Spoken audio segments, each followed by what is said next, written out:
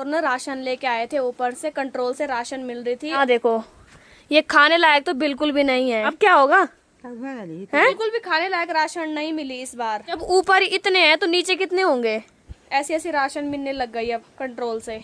खराब बिल्कुल, ये खाने लायक भी नहीं है ना। कंट्रोल वालों की भी गलती नहीं है इसमें, ये राशन ना बाहर से ही ऐसी आ रही है। और अभी चल रही है यहाँ पे गेहूं की सफाई, तो ये मैंने धुल के रख दिए हैं अच्छे से। और जैसे जैसे गेहूं धुल के दे रही हूँ दादी के पास, वैसे वैसे दादी इनको धूप में सुखाने के डाल रही है। जो गेहूं धुले जा रहे हैं ना, उनका भी एक प्रोसेस है। पहले वहाँ से धुल के आ रहे हैं गेहूं अच्छी तरीके से, फिर दादी इनको इस मोरेठी पे डाल दी है। पहले ये काम भी आसान नहीं है, तो धीरे धीरे करके कर रहे हैं। जैसे जैसे वहाँ से गेहूं धुले जा रहे हैं ना, वैसे यहाँ डाल रहे हैं, फिर उसके बाद तिरपाल पे। वो तो शुक्र दोस्तों दादी ने गेहूं ना देख लिए, नहीं तो पूरे खराब हो जाते।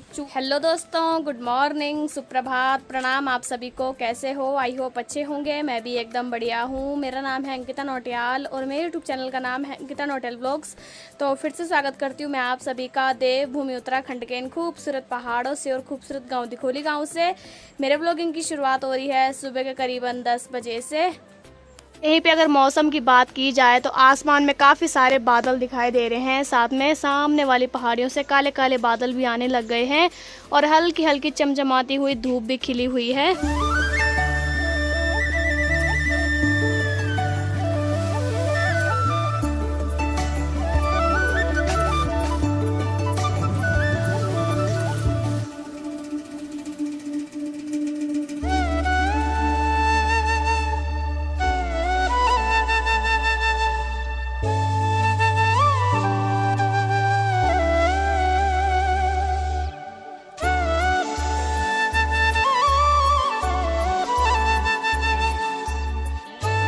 आज के ब्लॉगिंग की शुरुआत हो रही है मेरी कॉलोनी वाले घर से। और अभी सुबह सुबह के टाइम पे यहाँ पे दादी जा रखी है सवगड़े में, यानी कि किचन गार्डन में काम कर रही है। बाकी मेरी तैयारी है ब्रेकफास्ट वगैरह बनाने की। किचन गार्डन में देखो काफ़ी हरा भरा माहौल देखने को मिल रहा है। और इस बार दादी ने इस वाले किचन गार्डन में राजमा भी लगा रखी थी, जो कि काफ़ी ज़्यादा बेकार हो रखी है। कुछ तो चिड़ियों ने ख़राब करी और कुछ देखो कीड़ों ने खा रखी है। तो दादी अब इसकी यहाँ पे गुड़ाई कर रही है। और देखो कुछ इस तरह से हो रखी है राजमा, ये देखो कुछ इस तरह से हो रखी है पौधे।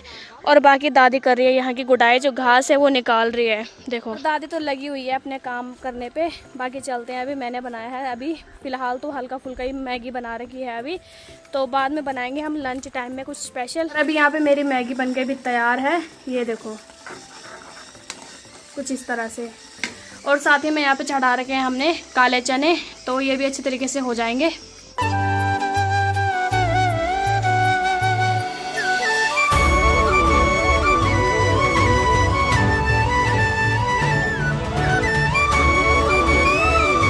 और अभी दादी कॉलोनी वाले घर के आंगन में इस तिरपाल को बिछा रही है।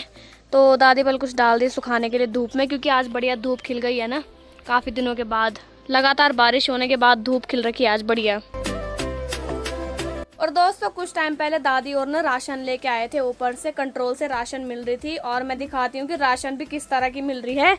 यहाँ देखो, ये खाने लायक तो बिल्कुल भी नहीं है। यहाँ देखो भाई कितने सारे घूण, ये देखो बिल्कुल भी खाने लायक नहीं है ये गेहूं। अब क्या होगा? है? ये बिल्कुल भी खाने लायक राशन नहीं मिली इस बार। भाई धूप में भी कैसे सुखाना है इनको? जब ऊपर इतने हैं तो नीचे कितने होंगे? तो खराब भी हो रहे, खा रखे सारे। देखना गेहूं, गेहूं तो खाए भी, देख दो टेरू का ये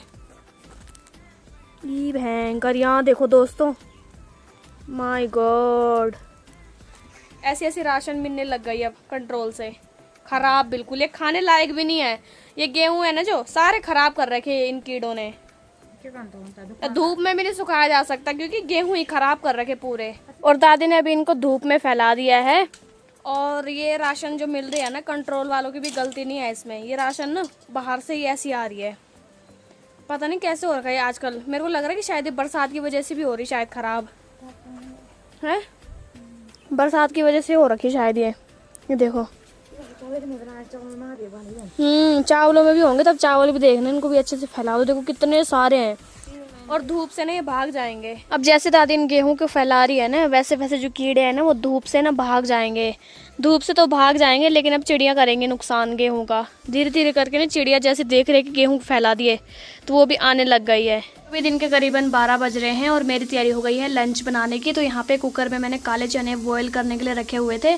बाकी अब तड़का लगाने की तैयारी करते हैं। तो सबसे पहले गैस ऑन करते हैं, कढ़ाई गर्म हो जाएगी अच्छे से। तो तब तक इनको चेक करते हैं, हो गए होंगे, सुबह से रखे हुए हैं ये। और मैंने यहाँ पे टमाटर और हरी मिर्च भी काट के रखी हुई है। और अभी कढ़ाई में तेल भी डाल दिया है। जब तेल गर्म हो जाएगा फिर उसके बाद मैं डालूंगी जीरा। और अभी मैंने यहाँ पे जीरा भी निकाल दिया है। तो अब डाल दिया इसमें जीरा, तेल भी गर्म हो गया।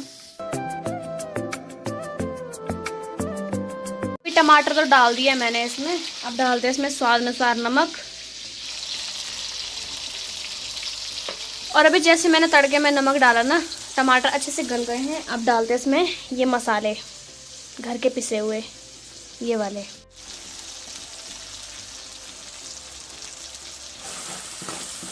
साथ ही में इसमें पानी ऐड कर देंगे ताकि जो मसाले हैं ना पक जाएं। यहाँ पे हमारे काले चने भी अच्छे से बॉईल हो गए थे। तो इनको थोड़ा अच्छे से मैश कर लेते हैं एक बार, फिर उसके बाद इसको तड़के में डालेंगे। और अभी चल रही है यहाँ पे गेहूं की सफाई। तो ये मैंने धुल के रख दिए हैं अच्छे से। बाकी इनको भी अच्छे से धुलना है क्योंकि इनके अंदर बहुत ज़्यादा घून है। तो अभी इनको किनारे रख देते हैं, धुल दिए हैं, इनको धूप में सुखाना है अब। और जैसे जैसे गेहूं धुल के दे रही हूँ दादी के पास, वैसे वैसे दादी इनको धूप में सुखाने के डाल रही है। और जो ये वाले गेहूं ये तो पहले दादी ने धुले और अभी मैं भी लग गई हूँ दादी के साथ मदद कराने पे। बाकी दादी देखो कुछ इस तरह से इनका पानी बाल्टी में डाल के और अच्छी तरीके से इनकी सफाई चल रही है यहाँ पे गेहूँ की। अभी देखो कितने बढ़िया दिख रहे हैं ये गेहूँ, ये देखो साफ हो गए बिल्कुल। और अभी इतने गेहूँ तो और भी हैं जो धुलने हैं, अभी इतने रह रखे हैं, बाकी तो धुल दिए हैं।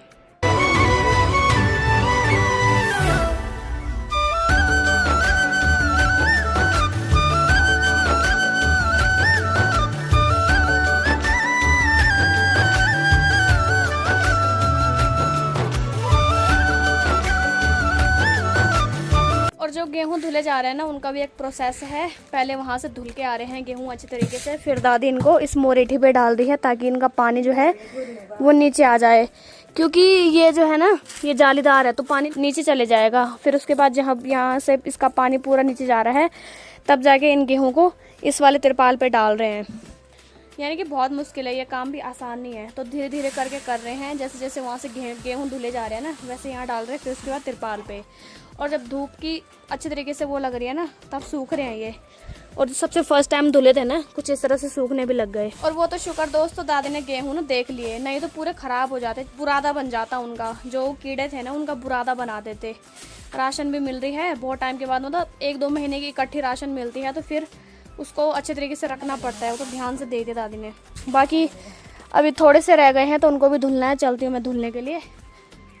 और अभी बज रहे हैं शाम के करीबन 4। दिन के टाइम पे तो मैं सो गई थी, जैसे लंच करा वैसे सो गई थी।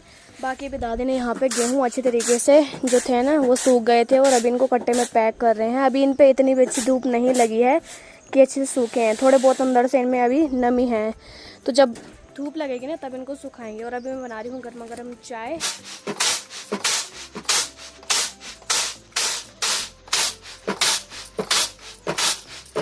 और अभी यहाँ गर्मा गर्म चाय बन के तैयार है। और अभी देखो कि मस्त करके तेज़ धूप खिल गई है, साथ में आसमान में बादल भी दिखाई दे रहे हैं। और सुबह से दिन में जितने भी गेहूं धुले थे ना वो सारे दादी ने कट्टों में पैक कर दिए हैं। अभी उन पे अच्छे से धूप नहीं लगी। और दादी ने ना बारिश के डर से वो गेहूं इकट्ठे करे, लेकिन अभी देखो कि खतरनाक वाली धूप लग गई और दादी को बल थकान लग गई है। और दादी सोच रही है कि अभी धूप लग गई फिर डालती मैं, फिर डालने के मन में है। ये क्या है? भोंकी छुए बलिए ये गेहूं नहीं है, ये भोंकी छुए है। और अभी मैं आ रखी हूँ घर पे। और साथ ही में अभी ना जैसे मैं घर पे आती हूँ ये दोनों बगीरे आ जाते हैं मेरे पीछे पीछे। हेलो हेलो क्या हाल है? तो ये दोनों आ जाते हैं भाई। लेकिन आजकल मैंने इधर खाना नहीं बन रहा, कॉलोनी वाले घर में बनता है, तो इनको दूं क्या, है ही नहीं कुछ भी है। और दोस्तों अभी मैं घर पे आ रखी हूँ। और बाकी दोस्तों मैंने कुछ चीज़ें आपसे शेयर करनी है। तो मतलब मैं अब तक बहुत चुप रह गई हूँ और कुछ लोग ना मेरी चुप्पी का इतना ज़्यादा फ़ायदा उठा रहे हैं कि जो भी उनके मन में आ रहा है ना वो कुछ भी बोल रहे हैं मेरे और मेरे परिवार के बारे में। तो मैं तो खुद नहीं चाहती हूँ कि कंट्रोवर्सी हो, क्योंकि मैंने पहले भी बोला था कि इस मैटर पे कोई भी बात नहीं होगी। लेकिन कुछ लोग होते हैं ना जिनको कोई ना कोई बहाना चाहिए होता है कि हाँ उस मैटर पे लेके जाएं। तो मैंने बहुत ज़्यादा सहन कर लिया है और बहुत ज़्यादा चुप रह गई हूँ, लेकिन मेरे चुप रहने का इतना फ़ायदा उठाया जा रहा है कि मैं सोच नहीं सकती। तो अब मैं चुप नहीं रहने वाली हूँ, क्योंकि मेरी चुप्पी का इतना ज़्यादा फ़ायदा उठा रहे हैं और कुछ भी उनके मन में आ रहा है, कुछ भी बोल रहे हैं भाई। मतलब इंसान कब तक सहन करेगा, कब तक ही कितना चुप रहेगा इंसान। तो अब सीधा मैं चुप नहीं रहूँगी, कोई ना कोई एक्शन ज़रूर उठाऊंगी, क्योंकि बहुत हो गया। अब चुप रहने का कोई फ़ायदा नहीं है। मेरी भी लाइफ है, मैंने आगे लाइफ काटनी है। अभी तो मेरी लाइफ शुरू हुई है। मतलब एक रिश्ता क्या टूटा, लोग इतना ज़्यादा मतलब बोल रहे हैं, इतना ज़्यादा अनाप शनाप बोल रहे हैं कि उनकी लिमिट का खुद नहीं पता चल रहा उनको कि हम क्या बोल रहे हैं। तो मतलब इतना ज़्यादा बुरा नहीं बोलना चाहिए भाई किसी के बारे में। एक रिश्ता ही टूटा है, मेरी आगे बहुत लाइफ है और वो मेरे को अभी से इतना पीछे खींच रहे हैं कि क्या ही बताऊँ मैं मतलब अपनी लाइफ में आगे बढ़ना चाह रही हूँ, मैं उन चीज़ों को भुलाना चाह रही हूँ, लेकिन वो लोग, कुछ लोग होते हैं ना जिनके दिमाग में तो बात घुसती नहीं है। अब मैं क्या करूँ। मेरे पापा ने तो मतलब इतना ज़्यादा सहन कर लिया, मेरे घर वालों ने, मेरे मतलब घर वालों के बारे में भी इतना गलत बोलते हैं, मेरे बारे में भी गलत बोलते हैं। बहुत हो गया अब सहन करना। अब मैं चुप नहीं रहने वाली हूँ। मैंने अब कोई ना कोई एक्शन तो उठाना ही। अब कोई मेरे बारे में फालतू बोलेगा तो मैं सहन नहीं कर सकती अब। और अब तो ना मेरे मतलब जो मेरे यूट्यूब फैमिली के कुछ मेंबर हैं, यूट्यूब फैमिली के सदस्य हैं जो, वो भी मुझे कमेंट करने लगे हैं कि अंकिता बहन आप इतना सहन क्यों कर रहे हो, आप मतलब इतना ज़्यादा वो आपके बारे में गलत बोल रहे हैं, आप इतना चुप क्यों हो, आप उनके बारे में कोई ना कोई एक्शन ज़रूर उठाओ। तो मतलब अब तो मेरे यूट्यूब के जो सब्सक्राइबर हैं वो भी मेरे को कमेंट करने लग गए हैं। और इतना नेगेटिव कमेंट तो अब कोई करता भी नहीं है, क्योंकि सबको पता है सबकी अपनी अपनी लाइफ होती है। जो हो गया, जो किस्मत में होता है ना, जो किस्मत में लिखा होता है वो उसे कोई भी नहीं रोक सकता। और जो होना होता है ना उस कोई भी नहीं रोक सकता, ना हम रोक सकते हैं ना आप रोक सकते हैं। तो जो होना था वो हो गया। और लेकिन ना कुछ लोग अभी भी चुप नहीं बैठ रहे हैं। तो बहुत बहुत धन्यवाद आप सभी का, इतना फिक्र करते हो मेरी। और बाकी ना कुछ लोगों को अपने कंटेंट से मतलब होता है कि हमारा कंटेंट बन जाए, बाकी किसी की इज्जत की धज्जियाँ जा रही है, चाहे कुछ जा रही है, वो भाड़ में जाए। उनको कोई मतलब नहीं है कि किसी की इज्जत भी जा रही है हमारी ये सब कहने से। तो कोई भी मतलब नहीं है मतलब उन लोगों को कि बस अपना कंटेंट बन रहा है, अपने वो आ रहे हैं, व्यूज़ आ रहे हैं, बस बात ख़त्म। और अगर मेरे मम्मी पापा को या मेरे भाई को या मुझे कुछ भी हुआ तो इसकी जिम्मेदार मैंने बता दिया, जो आप फालतू बोल रहे हो ना मेरे बारे में वीडियो बना के, इसकी जिम्मेदार सिर्फ और सिर्फ आप लोग रहोगे। अगर मेरे घर वालों को, मेरे फैमिली वालों को कुछ भी, किसी में से कुछ भी किसी को हुआ, क्योंकि इतना ज़्यादा नेगेटिव बोल रहे हो और वो मेरे घर वाले इतना टेंशन ले रहे हैं, तो दिमाग पे क्या असर पड़ता है इस चीज़ का। अगर उनको कुछ भी हुआ तो इसके जिम्मेदार आप लोग रहोगे, जो लोग मेरे बारे में फालतू वीडियो बना रहे हैं। और आज जो मैंने वीडियो बनाई, आई होप कि वो वीडियो काम कर जाए और साथ ही में इसके अलावा मुझे कोई भी वीडियो बनानी ना पड़े। तो आज के लिए इतना ही, मिलते हैं आपको नेक्स्ट ब्लॉग में। Take care, bye bye.